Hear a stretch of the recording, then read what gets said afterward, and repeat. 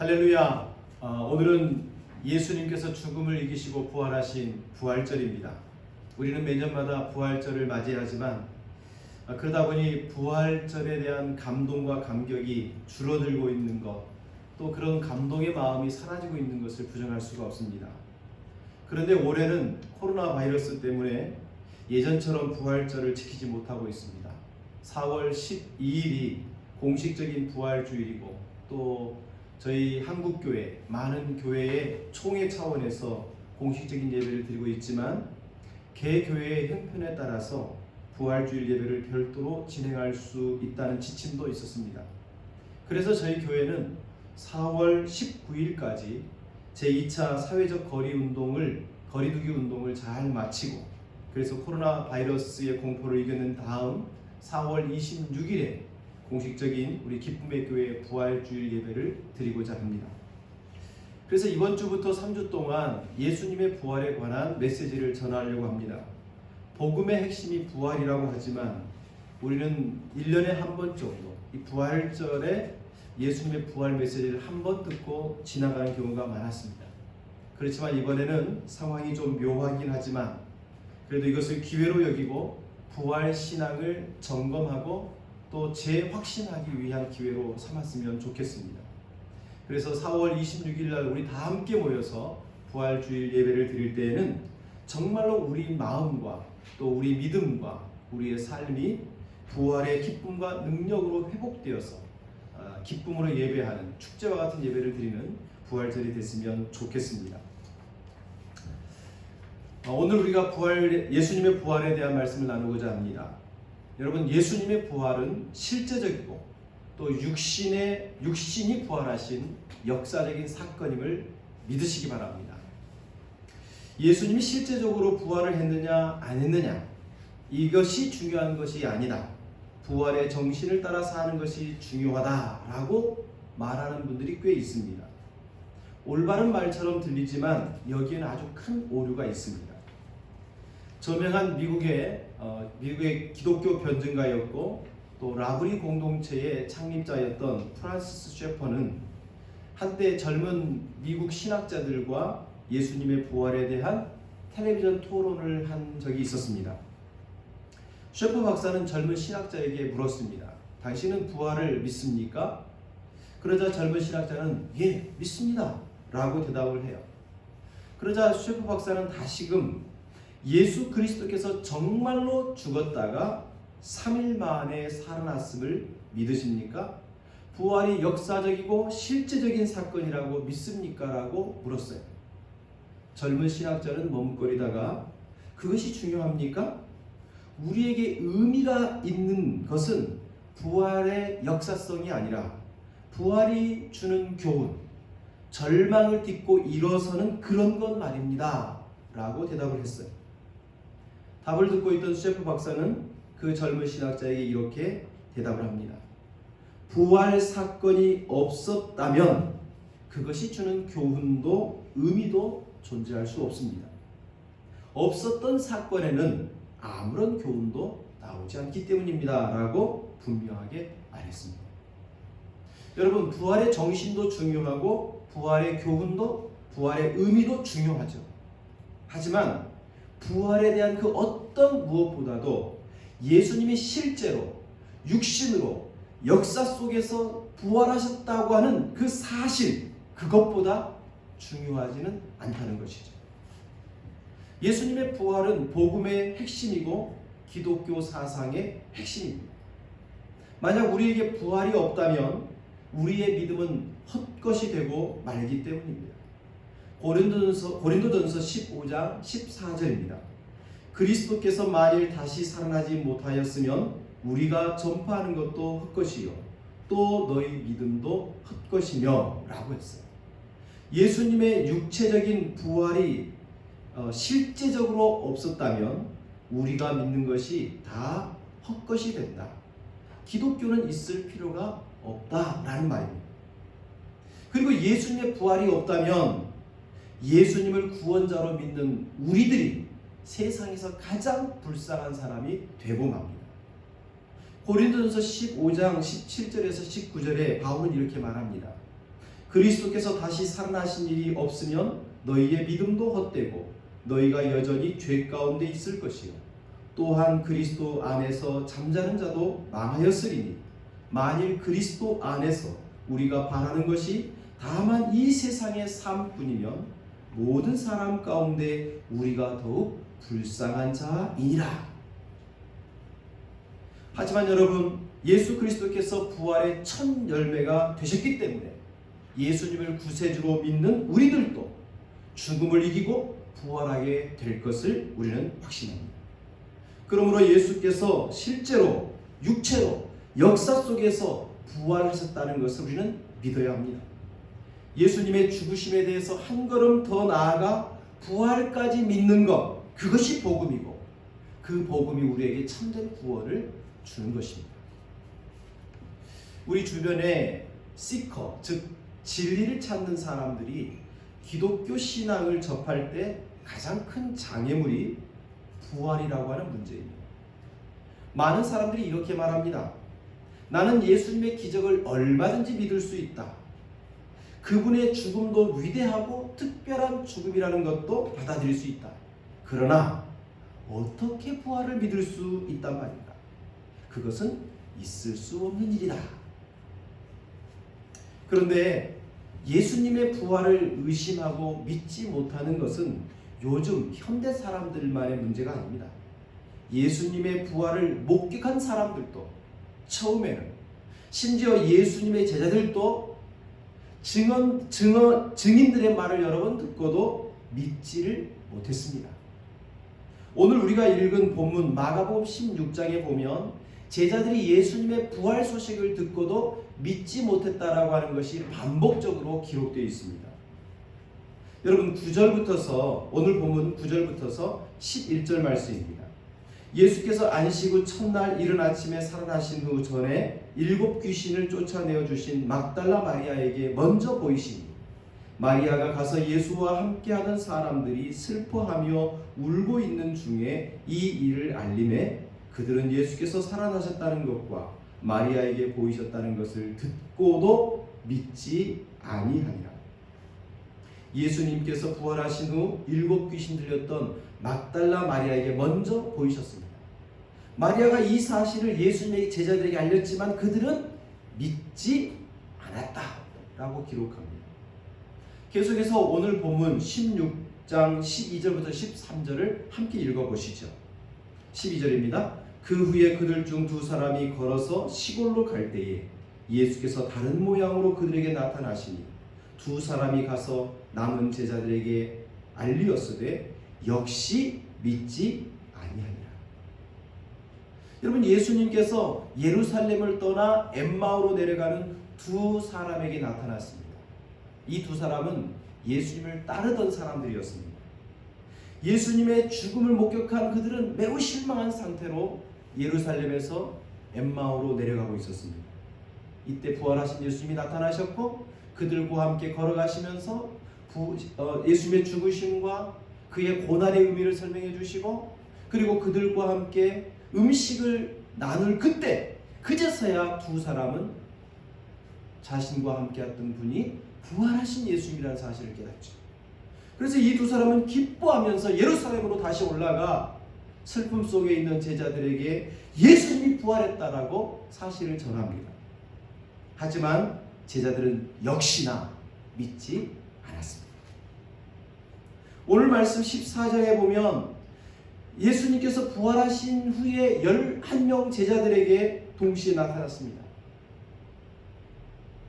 11명의 제자들이 음식을 먹고 있을 때 나타나신 예수님이 제자들을 책망하십니다. 16장 14절을 함께 읽어볼까요? 그 후에 11 제자가 음식 먹을 때에 예수께서 그들에게 나타나사 그들의 믿음 없는 것과 마음이 완악한 것을 꾸짖으시니 이는 자기가 살아난 것을 본 자들의 말을 믿지 아니함이로라. 무엇을 책망하십니까? 예수님의 부활을 목격한 사람들의 말을 여러 번 듣고도 부활을 믿지 않는 제자들의 완악한 마음, 그것을 책망하셨다고 했습니다. 성도 여러분, 오늘 우리가 이 설교의 본문으로 삼은 마가복음 16장 9절부터 14절을 읽으면서 여러분은 어떤 생각이 드십니까? 아, 예수님의 제자들, 예수님의 부활 소식을 들은 많은 사람들이 처음에는 예수님의 부활을 믿지를 않았구나. 제자들마저도 처음에는 예수님의 부활이라는 소식을 믿어지지 않았구나. 당시 사람들도 예수님의 부활이 이토록 믿어지지 않았다면 오늘 우리들도 예수님의 부활이 믿어지지 않는 것이 어쩌면 당연하구나, 이런 생각이 들지 않습니까? 예, 저도 그런 생각이 들 수 있다고 충분히 생각합니다. 그런데 우리는 여기서 한 걸음 더 들어가서 이렇게 질문해 봐야 되겠죠. 그렇다면 왜 제자들은 예수님의 부활 소식을 듣고 또 들어도 믿지를 않았던 걸까요? 왜 그럴까요? 궁금하십니까? 자, 그러면 하나씩 한번 살펴보시죠. 첫 번째는요, 제자들의 그 예수님의 십자가의 죽으심에 대한 아주 강렬하고 생생한 그 경험 때문에 예수님을 믿지 못했던 것 같아요. 역설적이지만 예수님의 그 십자가의 죽음, 그것을 그들은 정말로 생생하게 느낀 겁니다. 3일 전에 예수님께서 십자가에서 피를 쏟으며 그리고 거기서 고통스럽게 죽어가는 그 모습이 이 제자들 마음속에 깊은 고통과 슬픔으로 가득 차 있었습니다. 제자들은 3일 전에 그들의 눈과 귀로 살떨리는 예수님의 죽음을 직접 목격한 거죠. 엘리 엘리 라마 사박다니, 나의 하나님 나의 하나님 어찌 나를 버리십니까? 절규하는 그 예수님의 비명소리가 제자들의 마음을 지배하고 있었습니다. 그래서 오늘 본 말씀에 보면 제자들은 슬퍼하고 있었다라고 말해주고 있어요. 이 살떨리는 경험, 그들의 그 슬픈 깊은 그 경험이 예수님의 부활을 오히려 믿지 못하게 했던 이유예요. 여러분, 우리가 무엇인가 새롭고 놀라운 진리는 처음부터 잘 받아들여지지 않는 경우가 있습니다. 코페르니쿠스의 지동설은 처음에 거부되었죠. 100년이 지난 다음에 갈릴레이가 지동설을 또 이야기했을 때 그때는 이단으로 정죄됐습니다. 왜냐하면 당시 모든 사람들은 지구가 중심이다, 하늘이 도는 거지 지구가 도는 것이 아니다, 이렇게 믿었기 때문입니다. 마찬가지로 예수님의 부활 소식을 믿을 수 없었던 것은 그건 너무나도 깜짝 놀랄 일이었기 때문이죠. 죽은 사람은 다시 살지 못한다, 이것이 고정관념이고 일반 상식이었던 거예요. 그렇습니다. 죽은 사람은 다시 살아나는 일이 없습니다. 그럴 수 없죠. 하지만 이 말이 적용되는 것은 어느 일정 범위가 있어요. 죽은 사람에게는 다시 사는 법이 없죠. 그러나 예수님이 사람 이상이라면 사람은 죽어서 다시 살 수 없다라고 하는 이 일반 상식을 벗어나는 거죠. 그렇습니다. 예수님은 사람이기 이전에 사람의 몸을 입고 오신 하나님이시죠. 그러기에 예수님은 사람에게 규정되어진 한계를 뛰어넘는 분이기 때문에 예수님은 죽음을 이기시고 부활할 수 있는 하나님의 아들이신 겁니다. 여러분, 왜 제자들은 예수님의 부활을 듣고도 그들은 믿지 못했을까요? 그 두 번째 이유는 예수님의 말씀을 기억하지 못했기 때문입니다.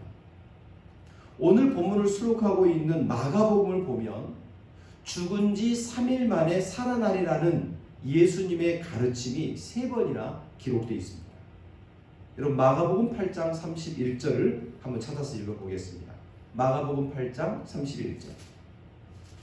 인자가 많은 고난을 받고 장로들과 대제사장들과 서기관들에게 버림받아 죽임을 당하고 사흘 만에 살아나야 할 것을 비로소 제자들에게 가르치시되. 그리고 그 뒤에 있는 마가복음 9장 31절. 이에 제자들을 가르치시며 또 인자가 사람들의 손에 넘겨져 죽임을 당하고 죽은 지 3일 만에 살아나리라는 것을 말씀하셨기 때문이다. 그리고 그 뒤에 있는 10장, 마가복음 10장 34절. 그들은 능욕하며 침뱉으며 채찍질하고 죽일 것이나 그는 3일 만에 살아나리라 하시니라.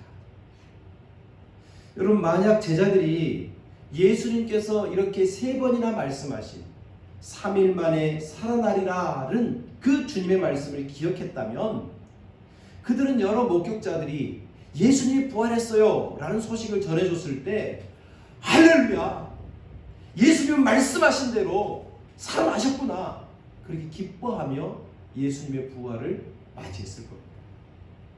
하지만 예수님의 말씀을 가슴에 두지 못했기 때문에 부활의 소식을 듣고도 그것은 제자들에게 굿뉴스, 좋고 복된 소식이 되지 못했던 거죠. 사랑하는 성도 여러분, 우리 기독교 신앙은 일반 상식이나 백과사전에 기초한 것이 아닙니다. 하나님의 말씀인 성경을 의지하여 견고하게 세워지는 신앙, 그것이 건강하고 바른 신앙이죠. 여러분, 하나님 말씀에 기초한 신앙, 그 신앙이 우리로 하여금 이성이나 과학이나 이 세상을 부정하게 만들지 않습니다. 오히려 하나님을 의지하고 그분의 말씀이 진리라는 사실을 확고하게 믿는 사람일수록 자신의 이성과 자신의 삶의 테두리를 하나님의 나라로 확장시켜가기 위해서 더욱 충성을 다하는 그런 건강한 믿음의 사람이 되는 거죠. 그러기에 오늘 우리는 열심히 공부하고 또 열심히 일하면서 동시에 하나님의 말씀을 더 살펴 읽고 또 기도하는 그런 믿음의 삶이 병행해야 되는 것을 믿으시기 바랍니다. 세 번째로, 제자들은 왜 예수님의 부활 소식을 듣고도 믿지 못했을까요? 세 번째는 마음의 완악함 때문이었습니다. 오늘 본문의 14절 말씀 보면 부활하신 예수님께서 11 제자들에게 나타나셨을 때에 제자들의 믿음 없음과 마음의 완악함을 꾸짖었다고 했습니다. 믿음 없음과 마음의 완악함, 여기에는 굉장히 밀접한 관계가 있는 것 같습니다. 출애굽기에 보면 이 마음의 완악함의 대표적인 인물이 바로 왕입니다. 이집트의 왕 바로. 하나님께서 모세를 통하여 전해주는 그 하나님의 말씀에 대해서 계속 거부하는 이유가 뭡니까? 마음이 완악하기 때문이죠. 마음이 완악하면 하나님의 말씀을 자꾸 튕겨내고 거부하고 받아들이지 않습니다. 그래서 바로 왕은 계속 하나님으로부터 끝나지 않는 계속되는 재앙을 당하게 되죠. 마가복음 3장에 보면 예수님을 의도적으로 고발하려고 시험하는 사람들이 있었습니다. 안식일에 병자를 고쳐주지 않는가, 그 모습을 보고 예수님이 안식일에 병자를 고쳐주면 예수님은 안식일을 어기는 사람이라고 고발하기 위해서 준비하고 있었어요. 그런 사람들의 마음을 예수님은 아시고 표현하기를 뭐라고 그러냐면, 마가복음은 마음이 완악함을 아시고 분노하셨다라고 말씀하셔요. 여러분, 예수님을 거부하는 사람들의 마음이 어떤 마음? 완악한 마음이죠. 예수님의 진리를 아무리 선포해줘도, 예수님이 아무리 놀라운 기적을 보여줘도 믿으려 하지 않는 마음, 그것이 완악한 마음입니다. 하나님의 말씀을 거역하는 이유, 마음의 완악함 때문이죠. 예수님의 말씀에 반응하지 않는 이유, 마음의 완악함 때문입니다. 예수님의 부활을 믿지 못하는 이유, 마음의 완악함 때문이에요. 예수님의 부활을 목격한 증인들이 들려주고 알려줘도 제자들이 마음이 완악해 있으니까, 마음이 딱딱해져 있으니까 그 부활의 소식이 믿어지지를 않는 겁니다. 그렇다면 여러분, 무엇이 우리의 마음을 완악하게 만드는 걸까요? 다니엘서 5장 20절에 보니까 그가 마음이 높아져 뜻이 완악하며 교만을 행함으로라고 했어요. 마음이 높아지는 것, 이게 교만이죠. 그렇게 될 때 그 사람의 삶의 뜻이 완악해지는 거예요. 내가 당신보다 높아. 내 생각이 당신보다 더 좋은 거야. 내 경험이 다른 사람보다 훌륭한 거야. 내 이성이 다른 사람보다 월등하고 나의 이성으로 세상의 모든 이치를 깨우칠 수 있어. 그런 게 교만한 거죠. 인간의 기술과 과학 문명으로 이 세상을 유토피아로 만들 수 있어. 더 많이 공부하고 더 윤리적인 사람은 하나님을 의지할 필요가 없어. 성경은 하나님 말씀이 아니라 인간의 문학 작품일 뿐이야. 하나님이 사람을 창조하신 것이 아니라 사람이 하나님을 만든 거야. 그게 종교야. 이렇게 말하는 그 모든 마음의 밑바탕이 완악함에 깔려있는 거야. 이런 것이 교만이죠. 이런 마음이 있으면 아무리 예수님의 기적과 하나님의 말씀을 보여줘도 받아들여지지 않고 믿어지지 않는 겁니다. 그들에게는 예수님의 부활이 굿뉴스가 되지를 않아요.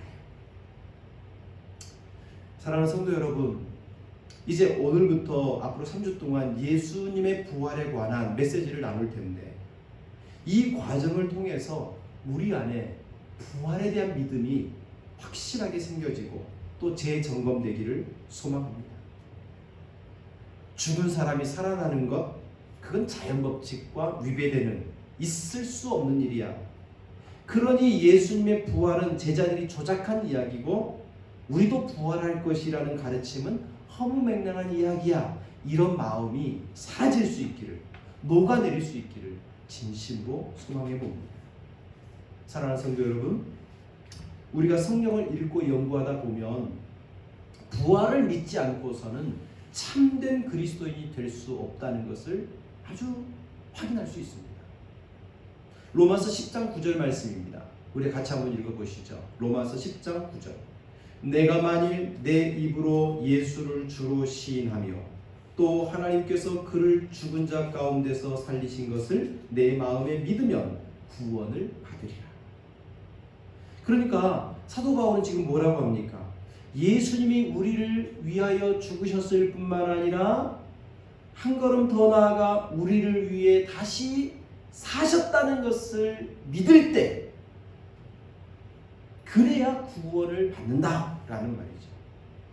그런 의미에서 부활은 복음의 굿뉴스의 마침표이다라고 할 수 있습니다.